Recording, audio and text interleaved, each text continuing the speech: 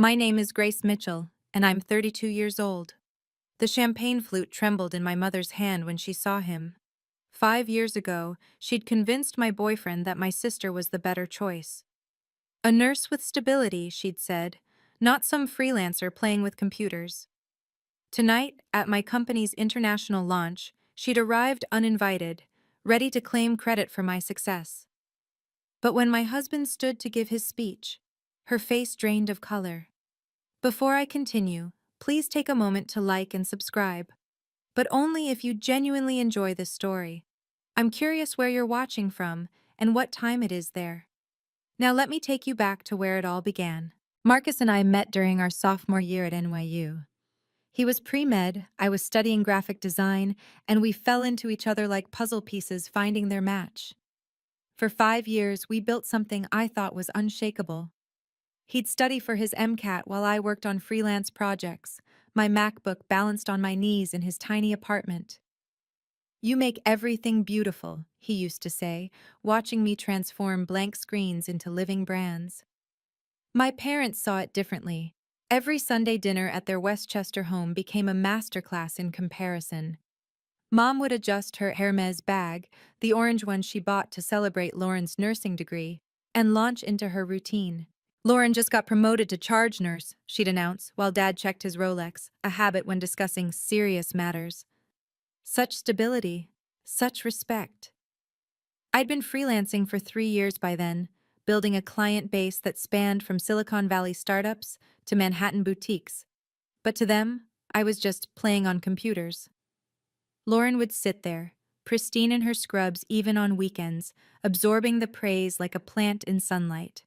She was 4 years younger, but somehow decades ahead in their eyes. The golden child with the real career. "Grace is creative," Mom would concede, the word creative dropping from her lips like a consolation prize. "But in this economy, stability matters. Marcus deserves someone who can contribute equally to a household." The irony wasn't lost on me. My freelance income often exceeded Lauren's nursing salary, but 1099s didn't carry the same weight as W-2s in their world. I should have seen the storm coming when Marcus started nodding along to their speeches instead of squeezing my hand under the table. The campaign to separate us began subtly. A Michelin-starred dinner at Le Bernardin, supposedly to celebrate Dad's promotion to senior partner. Mom had orchestrated the seating perfectly. Lauren next to Marcus, me at the far end discussing artistic things with her book club friend. "Marcus, you must tell Lauren about your residency applications," Mom said, her voice carrying over the clink of crystal. "Lauren knows all the best hospitals, don't you, sweetheart?" Lauren leaned in, her Cartier watch catching the light. "Presbyterian has an excellent cardiology program. I could introduce you to the chief resident." I watched Marcus's eyes light up in a way they hadn't when I'd shown him my biggest contract yet. A complete rebrand for a tech startup. Suddenly, my achievements felt like watercolors in the rain. "Grace's little design business is sweet," Dad interjected, emphasizing little like a pat on a child's head. "But Lauren here, she's on track to be head nurse by 30, real career progression." "It's not little," I said quietly. "I just landed a $50,000 contract." Mom's laugh tinkled like breaking glass. "One contract isn't a career, darling. Marcus needs a partner who can provide consistent support. Medical school debt is no joke." Marcus had been quiet, cutting his Dover sole with surgical precision. Then he looked up. "Stability is important," he said slowly, not meeting my eyes. "Maybe your mom has a point about planning for the future." That night he was distant on the drive home. "Your family just wants what's best for us," he said when I tried to discuss it. "Maybe I should think more practically about our future." The word "our" was already starting to sound like "my" in his mouth. 3 days after that dinner, my phone rang at 7 a.m. "Harrison Associates, the law firm that had handled my grandfather's estate. "Miss Mitchell, we need to discuss some confidential matters regarding your inheritance." Mr. Harrison's voice was carefully neutral. "Can you come in today? Alone?" I sat in their Madison Avenue office, all mahogany and leather-bound books, as Mr. Harrison slid a folder across the desk. The Sterling Tech logo gleamed on the letterhead. "Your grandfather left very specific instructions," he began. "You've inherited 45% of Sterling Tech Corporation's shares. Current valuation, approximately $900 million. The room spun. Grandpa had been secretive about his work, always calling himself a simple engineer. Mom had complained about his modest estate when he passed. A small house, some bonds. "There are conditions," Mr. Harrison continued. "First, absolute confidentiality until you choose to reveal it. Second, the family harmony clause." He pointed to Section 7.3 of the trust document. "Any family member who demonstrates sustained hostility, manipulation, or undermining of another family member forfeits access to all trust benefits they're currently receiving." "Currently receiving?" I echoed. "Your parents have been drawing from a family trust, about $50 million over the years. They believe it's from general family investments. They don't know you're the primary beneficiary and can revoke access based on this clause." An email from Sterling Tech's board appeared on his laptop. "We await your instructions regarding your voting shares," it read, signed by 12 board members. "Why didn't Grandpa tell anyone?" Mr. Harrison's expression softened. "He wrote you a letter." The handwriting was shaky but clear. "My dear Grace, your parents never saw your light, too blinded by conventional success. This is your shield and sword. Use it when they try to dim you. Love, Grandpa." I left with the documents in a safety deposit box and a secret that could change everything. But first, I needed to see if Marcus would choose me without knowing what I was worth. Mom's campaign escalated with strategic precision. Coincidental meetings became orchestrated invasions. Lauren suddenly needed rides to the hospital that passed Marcus's apartment. She'd appear at his study groups with homemade meals, playing the devoted caregiver. "I brought extra lasagna," she'd say, touching his shoulder. "You need proper nutrition during finals." Meanwhile, my freelance schedule, which Mom somehow always knew, became ammunition. "Oh, Grace is probably sleeping in again," she'd tell Marcus when I was actually pulling all-nighters for clients. "The freelance lifestyle, you know, so unpredictable." I discovered their group text by accident when Marcus left his phone unlocked. Mom had created family planning with Lauren and Marcus. No invitation extended to me. "Marcus deserves stability," Mom had written. "Lauren can offer that." "I just want him happy," Lauren replied, followed by heart emojis. Marcus's response made my stomach drop. "You're right. I need to think practically." When I confronted him, he got defensive. "They're just looking out for me. For us." "There is no us in that chat, Marcus. I'm not even included." He ran his hands through his hair, a gesture I once found endearing. "Maybe that's the point, Grace. Maybe everyone sees something you don't. Lauren's got her life together. She knows what she wants. And I don't? You're talented, but talent doesn't pay mortgages. It doesn't fund kids' college. Your parents are right. I need someone stable." The word stable had become a weapon, and they all wielded it against me. That night, I opened Grandpa's letter again. "When they try to dim you," he'd written, "they weren't just trying anymore. They were succeeding. But I wouldn't give them the satisfaction of seeing me break. Not yet." I found them at Restoration Hardware, of all places. Marcus and Lauren, testing mattresses together like a married couple, her hand on his chest as they laughed at something the sales associate said. My coffee cup shattered on the sidewalk. 3 weeks of needing space to think, and he was furniture shopping with my sister. I walked in, my footsteps echoing on the polished concrete. Lauren saw me first, her face cycling through surprise, guilt, and finally, defiance. "Grace," Marcus stood quickly like a caught teenager. "This isn't what it looks like." I kept my voice steady. "You're mattress shopping with my sister. It looks exactly like what it is." Lauren linked her arm through his, a move so bold it took my breath away. "We didn't plan this, Grace. Sometimes feelings just develop. Feelings, I repeated. Or did Mom's investment offer for your future clinic help those feelings along? Marcus's face darkened. That's not, your parents just want to help. Help you leave me for Lauren? How generous. You're being dramatic, Lauren said, examining a $4,000 price tag. Marcus needs a partner who understands his world.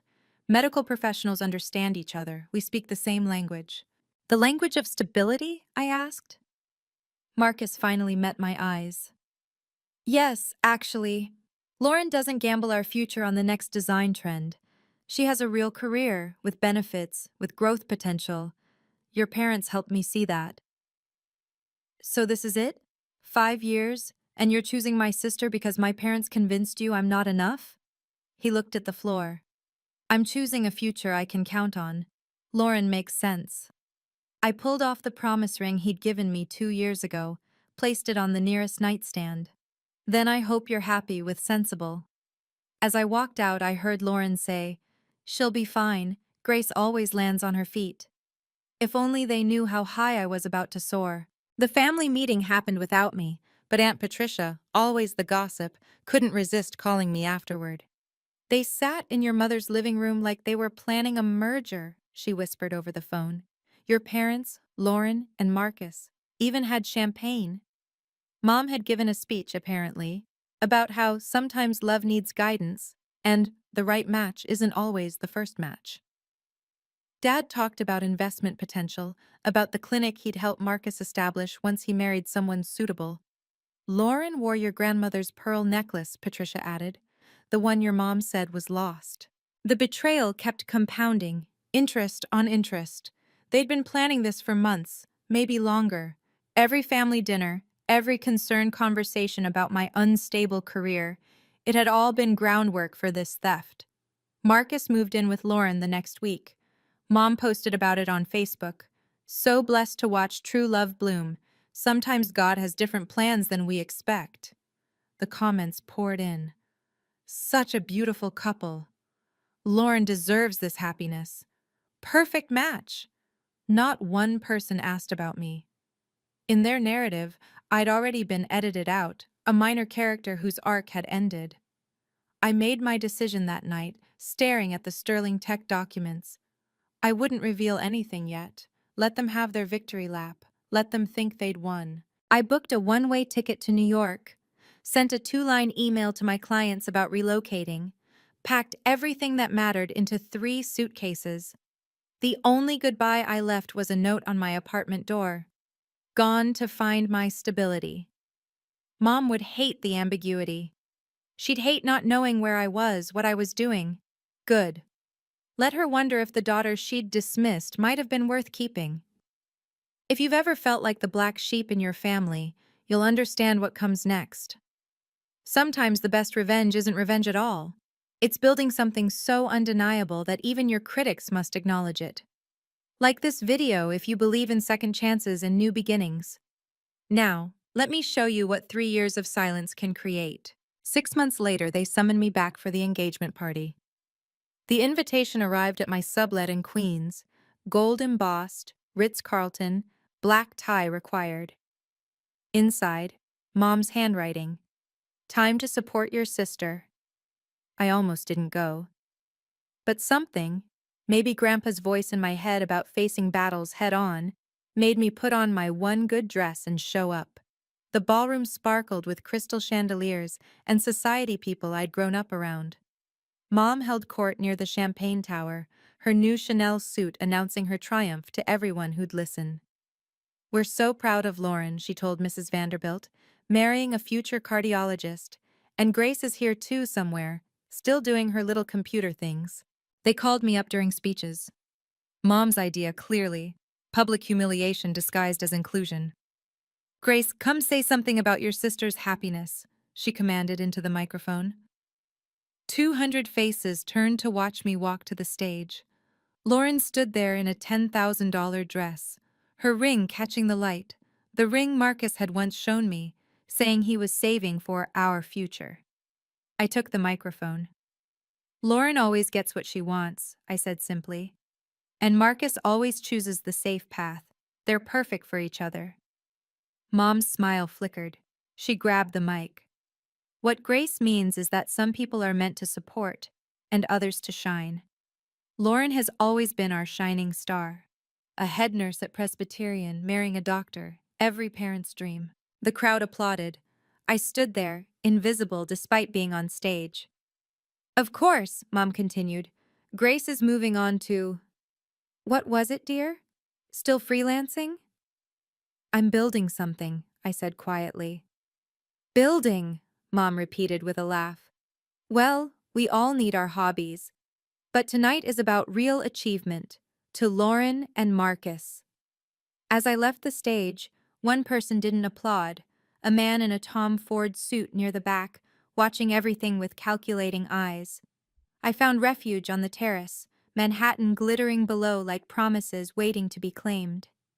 The January air bit through my dress, but it felt cleaner than the suffocating perfection inside. Quite a performance, a voice said behind me. The man in the Tom Ford suit stepped out, holding 2 glasses of champagne. Up close, his eyes held an intelligence that seemed to catalog everything. Which performance, Boaz? I asked. My family's or mine? Both, I suppose. He handed me a glass. Though yours showed more restraint. I'm Alexander, by the way. Grace, the family disappointment. Is that what you are? He leaned against the railing. I saw someone maintaining dignity while being publicly diminished. That takes strength. Before I could respond, Lauren appeared. Grace, you're needed for photos. Mom insists. Alexander watched the interaction, saying nothing. As I turned to leave, he handed me a business card. Just his name and a number, nothing else. In case you ever want to discuss that something you're building, he said. The rest of the night was orchestrated torture. Photos where I was positioned at the edges, easily cropped out. Toasts where my absence from Lauren's future was celebrated. Marcus avoided my eyes entirely, Lauren's hand possessively on his arm. During the father-daughter dance, Dad dancing with Lauren while I sat alone, Mom appeared beside me. You could have had this, she whispered, if you'd chosen stability over dreams. I chose myself, I replied. And look where that got you, alone at your sister's engagement while she marries your ex-boyfriend. Was your pride worth it? I left without saying goodbye, Alexander's card in my pocket. At the parking garage, I sat in my Honda Civic between a Bentley and a Maserati, and finally let myself cry. Tomorrow, I'd disappear completely. Tonight, I mourned the family I'd never really had. New York swallowed me whole, and I let it. My studio in Astoria was a far cry from the Westchester suburb I'd left behind, 500 square feet with a radiator that clanged like a ghost in chains. But it was mine. I threw myself into work with desperate focus. 18-hour days became normal. Coffee at 5 a.m., designs until midnight, client calls in between. My portfolio grew thick with brands I was building from nothing, like myself. The freelance world didn't care about my family name or my sister's perfect life. They cared about deliverables, creativity, conversions.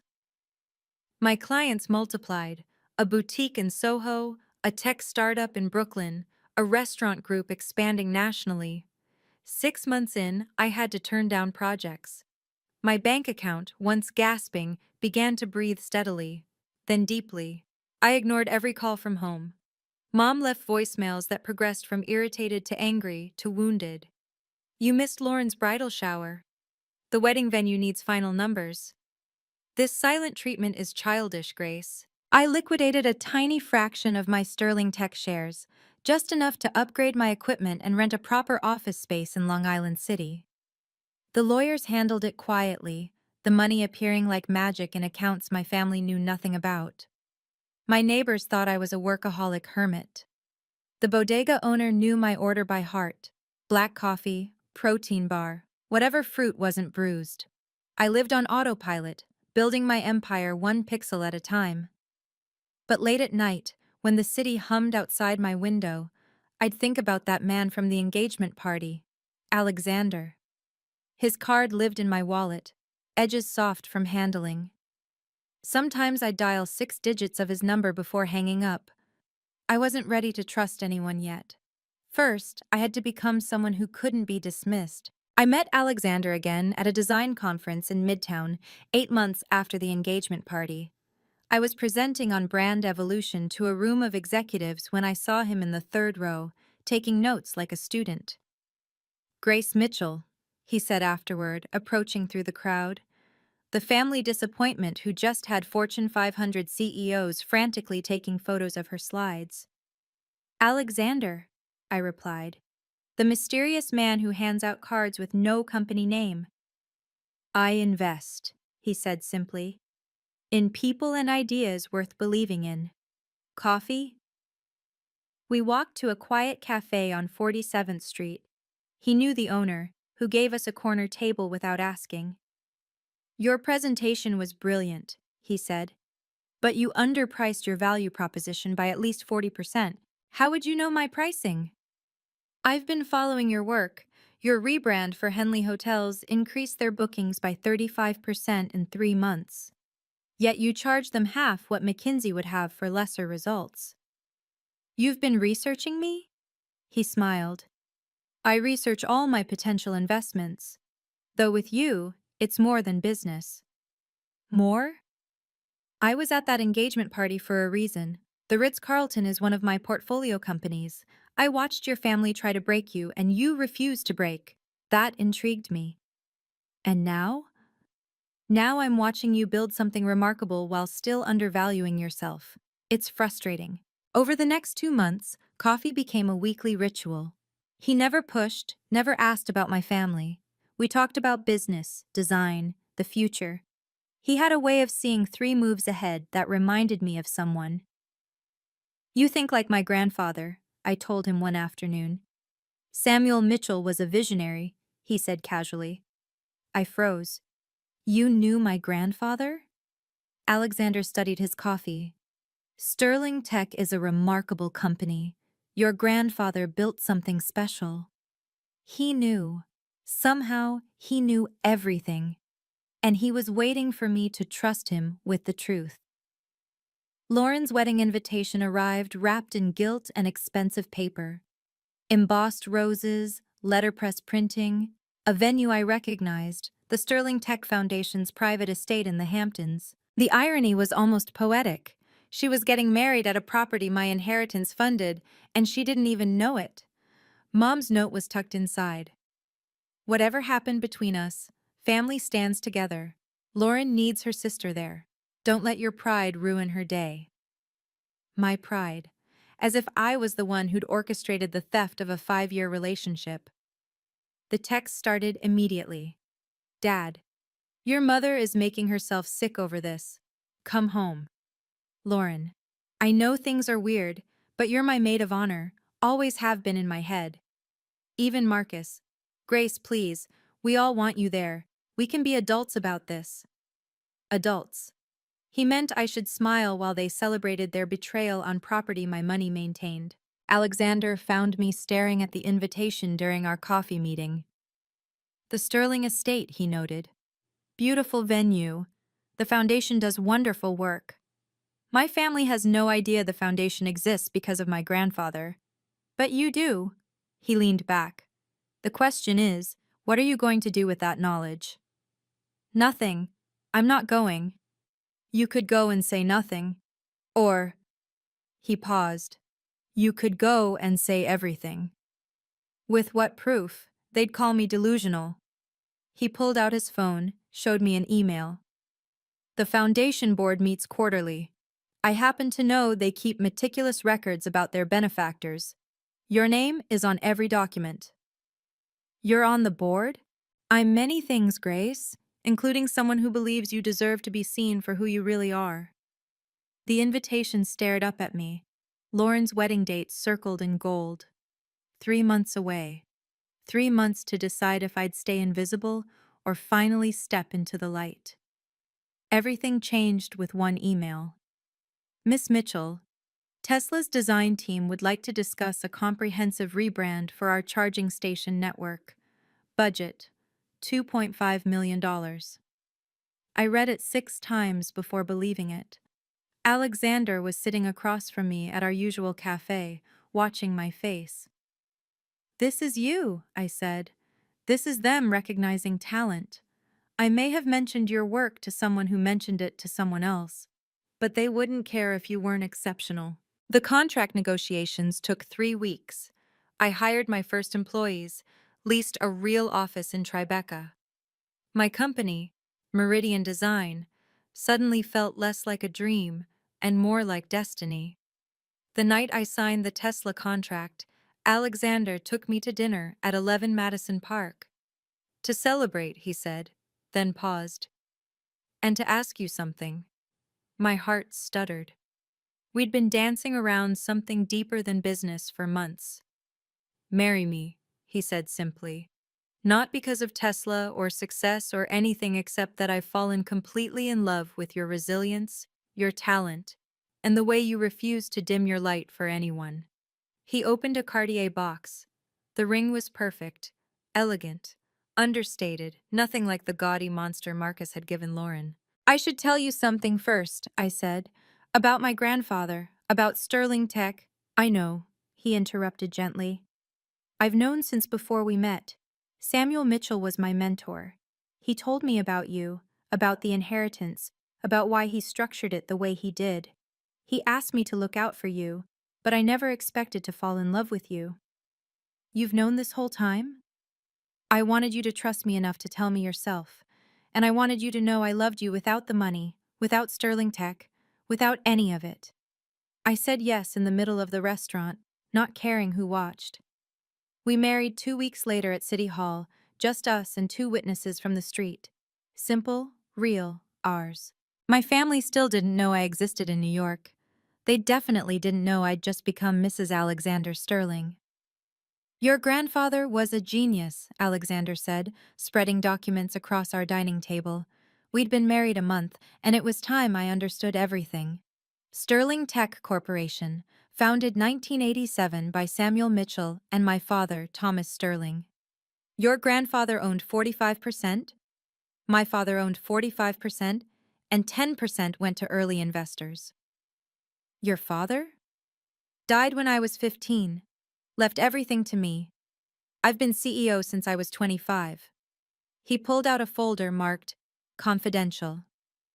Your grandfather structured your inheritance brilliantly. You own 45% of a company worth $2 billion. But more importantly, look at Section 7.3. The Family Harmony Clause. I'd read it before, but Alexander pointed to a subsection I'd missed. "Any funds distributed to family members from secondary trusts are contingent upon the primary beneficiary's discretion," he read. "Your parents have been living off a $50 million trust that you control. They think it's independent family money." 50 million?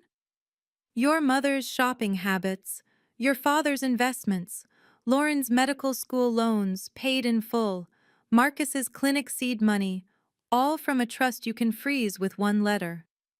He showed me bank statements. The family trust had paid for everything: the Westchester house, the cars, Lauren's wedding venue, even Mom's Hermes collection. Your grandfather set it up so they'd be comfortable but never know they were dependent on your goodwill. He wanted you to have power when you needed it. Why didn't the lawyers tell me this? You weren't ready. You needed to build your own success first. But now, he pulled up an email from the Sterling Tech Board. "They want to meet you, the mysterious Mitchell heir, my wife."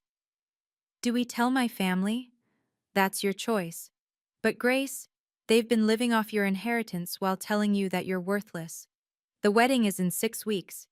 If you wanted to correct that narrative. I thought about Grandpa's letter. When they tried to dim you, they hadn't just tried, they'd nearly succeeded. Not yet, I decided. Let them have their wedding, then we'll see. The forensic accountant Alexander hired was thorough. Every dollar from the family trust, traced and documented. Your parents have withdrawn $50 million over 15 years, she reported. But here's what's interesting. They've told everyone, including the IRS, that this money came from your father's investments. They lied. They believed the lie. The trust was structured to seem like returns from a portfolio your father managed. But look, she showed me transaction records. Every withdrawal coincides with family events. Lauren's college, $200,000. Her med school, $350,000. Your parents' house renovation, $2 million. And for me? She pulled up another screen. They withdrew $15,000 for your college, nothing else, ever. The disparity was staggering. Lauren's wedding alone was costing $500,000. From my trust. The Sterling Tech Hospital wing where she worked, my grandfather's donation, which got her the job. There's more, the accountant continued. Marcus's clinic received a $3 million grant from the Sterling Tech Foundation. Your mother is listed as the referring party. She's been using your family's connection to Sterling Tech without knowing you own it. Alexander watched my face carefully. They've built their entire lifestyle on your inheritance while telling you you're not stable enough to succeed. Can we stop it? One letter to the trustees. The harmony clause is clear. Family members who undermine or emotionally abuse the primary beneficiary lose access. We have 5 years of evidence. I thought about every dinner where they'd called me unstable. Every time they'd said Lauren deserved better. Every moment they'd made me feel worthless while spending my money. Not yet, I said. I want them to see what they threw away first. Then I want it to be public. Alexander smiled. Your company launch is in 8 weeks, right after Lauren's wedding. Perfect timing, I agreed. Let them have their last party on my dime. Meridian Design's international launch would be everything Lauren's wedding wasn't. Earned, not inherited. I hired the best event planner in Manhattan, but every decision was mine. The Plaza Hotel, I told her. The grand ballroom, 500 guests. That's ambitious for a design firm launch. We're announcing partnerships with Tesla, Henley Hotels, and 3 Fortune 500 companies. Plus, my husband owns Sterling Tech. We can afford ambitious. She didn't know my maiden name. To her, I was just Grace Sterling, Alexander's wife, the designer who'd seemingly appeared from nowhere. Alexander helped craft the guest list. Tech CEOs, venture capitalists, media moguls, and strategically placed Sterling Tech board members who'd been asking about the Mitchell heir for years. Don't send my family an invitation, I said. They'll find out anyway. How? Mom has Google alerts for anything involving Sterling Tech. When the press release goes out about the CEO's wife launching her company, she'll see it. We planned every detail.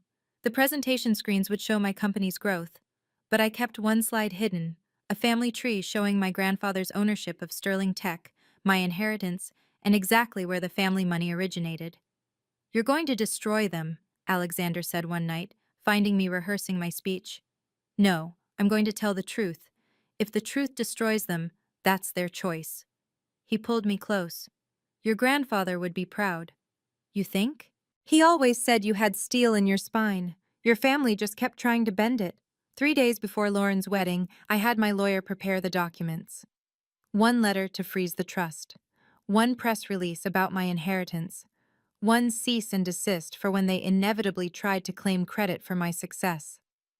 Having second thoughts? Alexander asked, seeing me stare at the papers. No, I said. I'm just amazed it took me this long to realize I was never the failure in this story. Power isn't about revenge, it's about truth. When you've been dismissed and diminished, sometimes the universe conspires to balance the scales. If you're invested in seeing justice served with class and dignity, hit that subscribe button. What happens next changed 5 lives forever.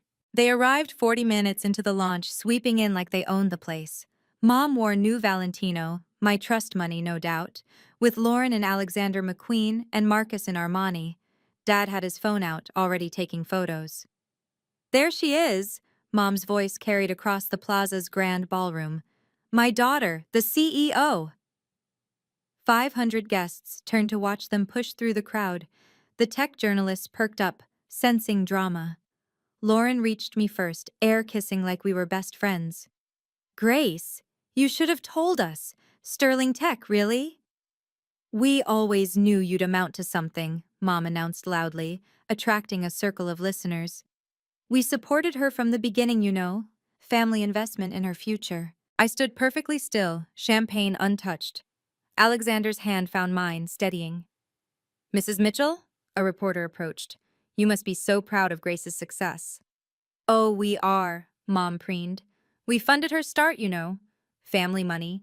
We always believed in her vision. The lie was so bold, so absolute, that I almost admired it. Marcus stepped forward, extending his hand to Alexander. You must be the husband.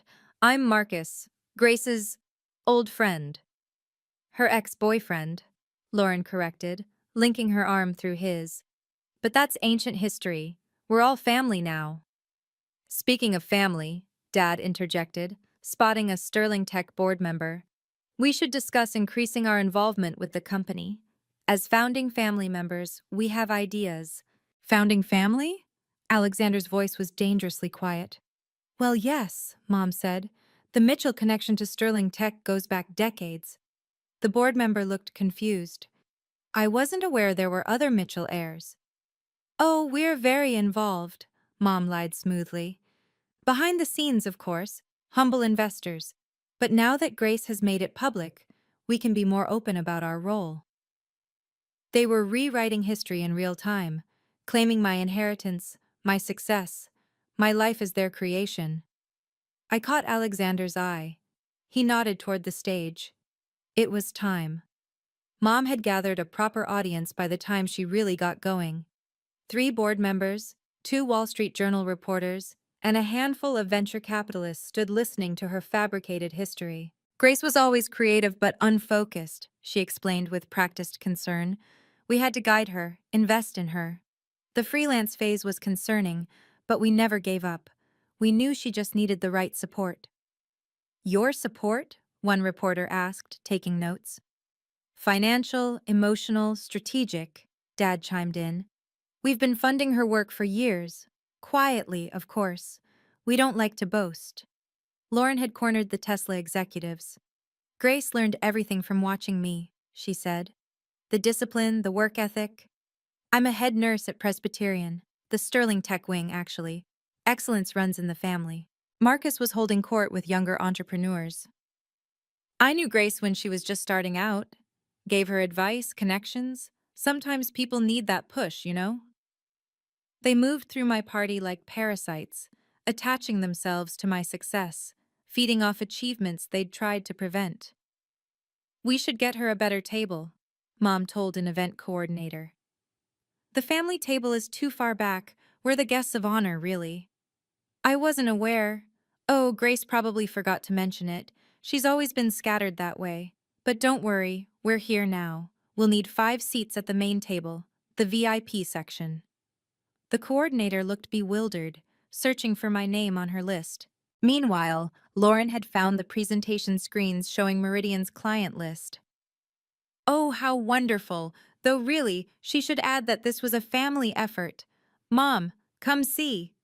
They stood there, in my accomplishment, trying to paint themselves into a picture they'd tried to burn. Mr. Sterling, Dad approached Alexander with an extended hand and a salesman's smile. We should discuss Grace's future with Sterling Tech. As her father, I have some thoughts about her trajectory. Alexander's expression was carved from ice. Her trajectory? Well, yes. She'll need guidance. She's talented but impulsive, gets that from her mother's side. But with proper family oversight. Family oversight, Alexander repeated slowly, like he was tasting poison. Every word they spoke dug their grave deeper. They didn't know it yet, but the recording devices at every table were capturing everything. Evidence for what came next. I walked to the podium with the calm that comes from knowing exactly how a story ends. The room quieted, 500 faces turning toward the stage. Good evening, I began. Thank you all for joining Meridian Design's international launch. Before I discuss our future, I need to thank someone special. Mom preened in her commandeered VIP seat, ready to accept recognition. My husband, I continued. Alexander Sterling. Alexander stood from our table, the actual VIP table, and the spotlight found him. Gasps rippled through the crowd as people connected the dots. The Sterling Tech CEO, my husband. Mom's champagne glass froze halfway to her lips. Alexander believed in me when my own family called me unstable, I said evenly. He saw potential where others saw disappointment. He invested in my dreams when others said I should give them up. Lauren grabbed Marcus's arm. Dad's phone clattered to the table. But Alexander wasn't the first Sterling to believe in a Mitchell, I continued. My grandfather, Samuel Mitchell, co-founded Sterling Tech with Alexander's father in 1987. The screens behind me lit up with incorporation documents, my grandfather's signature bold and clear. What many don't know is that my grandfather left very specific instructions about his legacy. I clicked to the next slide, the family tree, showing my 45% ownership. I inherited my grandfather's shares 3 years ago. I own 45% of Sterling Tech Corporation. The room erupted in whispers. Reporters typed frantically. Mom's face had gone from red to white to gray. I've been blessed, I said, voice carrying clearly, to build Meridian Design from nothing while knowing I had a safety net I never needed to use. My grandfather believed in earning success, not inheriting it. But, I paused, meeting my mother's eyes. He also believed in truth, in family harmony, in supporting each other rather than tearing each other down. The next slide appeared, section 7.3 of the trust, highlighted in yellow. So, tonight, I want to be very clear about who built Meridian Design. I did. With my work, my sleepless nights, my determination. Not with family money, not with parental guidance, and certainly not with the support of people who told me I'd never be enough. The silence was complete. Even the servers had stopped moving. There's something else you should know, I continued, clicking to the next slide. The trust fund statements filled the screen. $50 million in withdrawals over 15 years. My family has been living off a trust fund they didn't know I controlled. Every dollar they spent while calling me unstable came from my inheritance. The slide changed. Lauren's medical school payments, the house renovation, the cars, the vacations, every withdrawal itemized and dated. $500,000 for my sister's wedding tomorrow, $3 million for her husband's clinic, $350,000 for her medical degree, all from a trust fund established by my grandfather with me as the primary beneficiary. Mom stood up, shaking. Grace, this is inappropriate. Inappropriate? I let the word hang. Like announcing at my sister's engagement party that she deserved better than me? Like convincing my boyfriend of 5 years to leave me for her because she was more stable? The next slide showed email screenshots. Mom's messages to Marcus about choosing Lauren. The family group chat I was excluded from. The planning sessions for their relationship. But the most interesting part, I continued, is the harmony clause my grandfather included. Section 7.3, paragraph 4.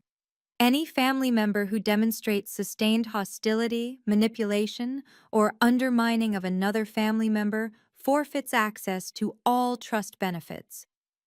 Alexander stood and walked to the podium, carrying a folder. As CEO of Sterling Tech and co-executor of the Mitchell Trust, I can confirm that effective immediately, the secondary family trust has been frozen pending review of Harmony Clause violations. You can't do this, Dad shouted. Actually, we can, Alexander replied calmly. The board approved it this morning. Mrs. Sterling provided extensive documentation of emotional abuse, financial manipulation, and deliberate undermining of her career and relationships. The screen changed one more time. A cease and desist letter, dated today. Any attempt to claim credit for Meridian Design's success, to access Sterling Tech resources, or to leverage the Mitchell name for financial gain will result in immediate legal action, I read. Lauren was crying. Marcus sat frozen. Mom gripped the table like she might faint. "The wedding tomorrow," Lauren whispered. "Everything's been paid." "From my trust fund," I confirmed. "Consider it my wedding gift, the last thing my money will ever buy you." Security approached their table. Not aggressively, just present, making it clear the show was over. The consequences were swift and public. Mom's phone buzzed first. American Express, declining her card at the Plaza gift shop, where she'd been charging champagne to take home. "There must be a mistake," she told the clerk, loud enough for nearby guests to hear. "The account's been frozen, ma'am," the clerk replied, checking his screen. "The primary account holder has restricted access." Lauren's phone rang next. Presbyterian Hospital's administrator, his voice carrying despite her lowered volume. "Miss Mitchell, we need to discuss your position. The Sterling Tech endowment that funds your department has been restructured. Your role is under review." Marcus received an email, his face draining as he read. The Sterling Tech Foundation's grant for his clinic, terminated effective immediately. $3 million, gone. He'd have to close within the month. "You vindictive—" Mom started toward the stage. Security stepped forward, but I raised my hand. Let her speak. Let everyone see who she really was. "We're your family," she screamed. "We raised you. We gave you everything." "You gave me nothing but doubt," I replied into the microphone. "Every success I've achieved, you tried to claim. Every failure you predicted, you tried to cause. Lauren's wedding is tomorrow. You're ruining her life." Lauren ruined her own life when she chose to steal what wasn't hers.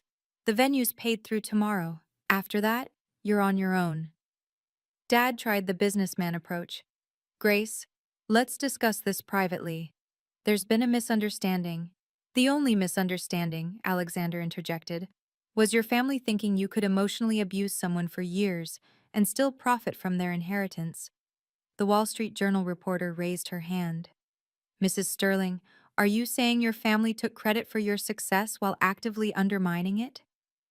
"I'm saying," I responded carefully, "that sometimes the people who should support you most become your biggest obstacles, and sometimes the only way forward is to stop letting them hold you back." The board member Mom had been lying to earlier approached their table. "I think it's time you left," he said quietly, "before this becomes more embarrassing than it already is." They stood to leave, their designer clothes and expensive accessories suddenly looking like costumes in a play that had ended. They didn't leave quietly. Mom's manipulation tactics escalated from tears to threats in seconds. "I gave birth to you," she wailed, mascara streaming. "I sacrificed everything. Your father worked endless hours to provide for you." "To provide for Lauren," I corrected. "I have the receipts, literally." Lauren tried a different approach, pushing past security to reach the stage. "Grace, please, I'm your sister. We shared a room growing up. Remember when I was scared of thunderstorms and you'd tell me stories?" "I remember," I said quietly. "I also remember when you took my boyfriend and told me I should be happy because you deserved him more." "That was Mom's idea," she cried. "I didn't mean Marcus and I just what? Accidentally fell in love while furniture shopping? Accidentally planned a life together with my money?" Marcus finally found his voice. "Grace, I'm sorry. I was weak. Your parents convinced me you'd never be stable, never be successful. I was wrong." "You were opportunistic," Alexander corrected. "You traded a woman who loved you for the promise of a funded clinic. How's that working out?" Dad pulled out his phone, filming now. "This is coercion. Duress. We'll sue." "Please do."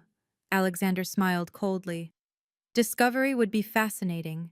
Shall we discuss the tax implications of $50 million you claimed came from your investments but actually came from Grace's trust?" That shut him up. Tax fraud wasn't a road they wanted to travel. Mom made one last attempt, falling to her knees in front of the crowd. "Please, Grace, don't do this. We're family. Family forgives." "Family supports," I countered. "Family celebrates. Family doesn't sabotage. You taught me that family was conditional on success. But only Lauren's success, never mine." "The wedding guests are arriving in 12 hours, Lauren sobbed. What do I tell them? The truth, I suggested. That you built your happiness on your sister's heartbreak, and the foundation finally cracked. Security moved in, gently but firmly escorting them toward the exit. The entire ballroom watched in stunned silence as my family, the people who should have loved me most, were removed from my moment of triumph. "This isn't over," Mom shrieked as the doors closed. "You'll regret this. You'll come crawling back when you need us." But I wouldn't. We all knew I wouldn't. I'd built something they could never take credit for, never tear down, never diminish.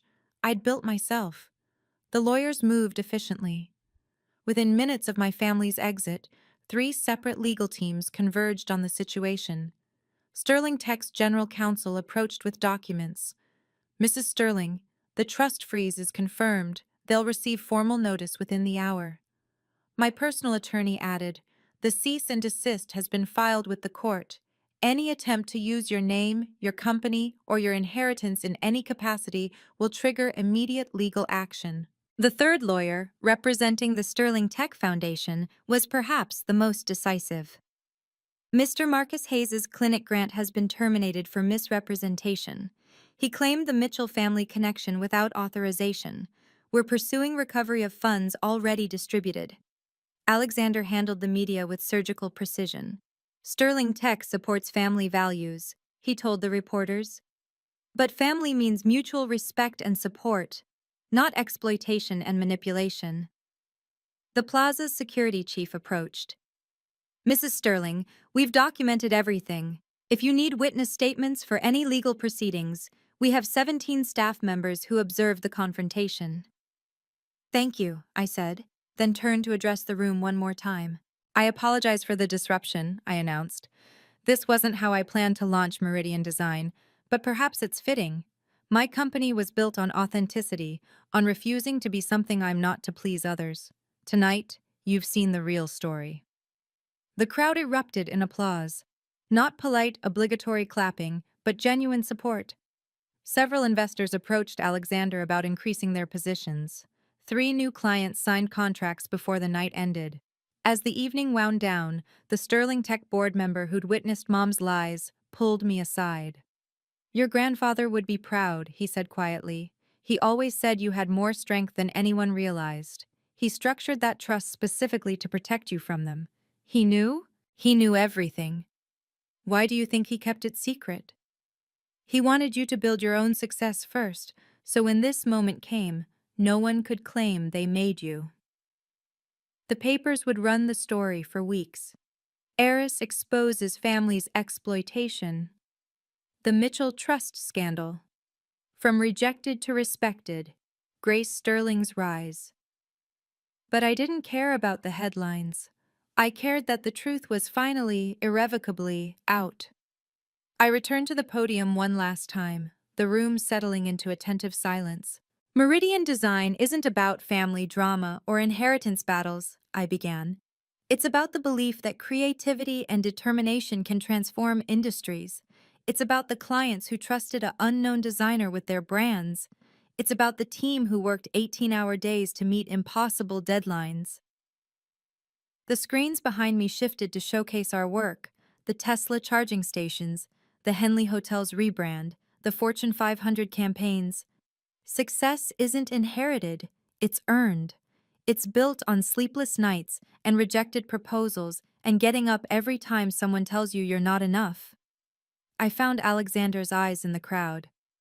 "It's about finding people who see your potential when others only see your flaws, who invest in your dreams when others call them fantasies." My grandfather left me more than money. He left me the freedom to fail and succeed on my own terms. My husband gave me more than his name. He gave me the confidence to claim my own. The room was silent, hanging on every word. So tonight, I'm not celebrating revenge or vindication. I'm celebrating resilience. The resilience of everyone who's been told they're too unstable, too creative, too different to succeed. I raised my champagne glass. To the freelancers, the dreamers, the ones who choose uncertain paths. To the black sheep who become the wolves. To building something from nothing and refusing to let anyone claim they gave it to you. To Meridian Design, and to everyone who refuses to dim their light for anyone else's comfort. The standing ovation lasted 3 minutes. Orders flooded in. Partnerships materialized. By morning, Meridian Design would be valued at $100 million. But more importantly, I'd finally said everything I needed to say. The truth had set us all free, just in very different ways. 6 months later, the landscape had completely changed. Lauren worked night shifts at a community clinic in Queens. The Presbyterian position evaporated with the Sterling Tech funding, her reputation tainted by the very public scandal. She'd kept Marcus's last name after the divorce. Yes, divorce.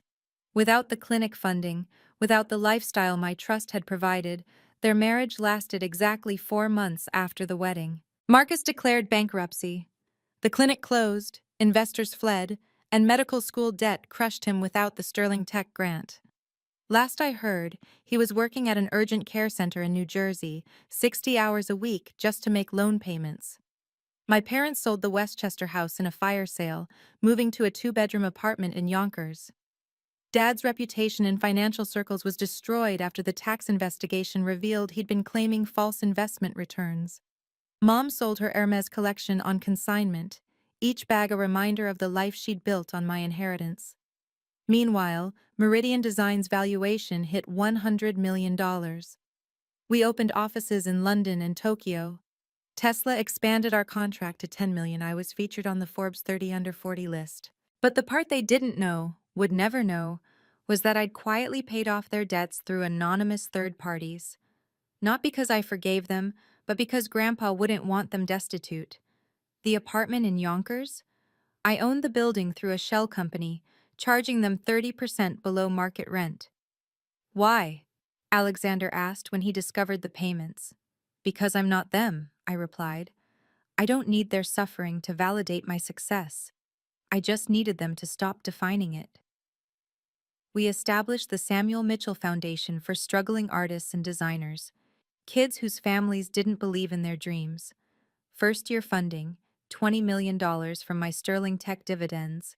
Lauren applied for assistance from the foundation. She didn't know I'd see the application, of course. Under family support, she'd written, none, estranged from successful sister. I approved it anonymously, not for her, but for the nurse who once told me stories during thunderstorms, before she learned to see me as competition instead of family. Success, I learned, isn't about proving others wrong. It's about proving yourself right. My family thought stability meant a traditional career, a predictable path, a safe choice. They never understood that real stability comes from believing in yourself when no one else does.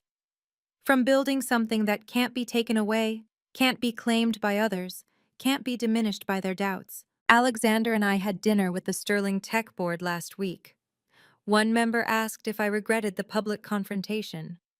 I regret that it was necessary, I said. But boundaries aren't cruel. They're essential. My family spent years telling me I wasn't enough while living off my inheritance. That's not love. That's exploitation. We don't speak anymore. I don't know if Lauren still works nights or if Marcus found peace with his choices.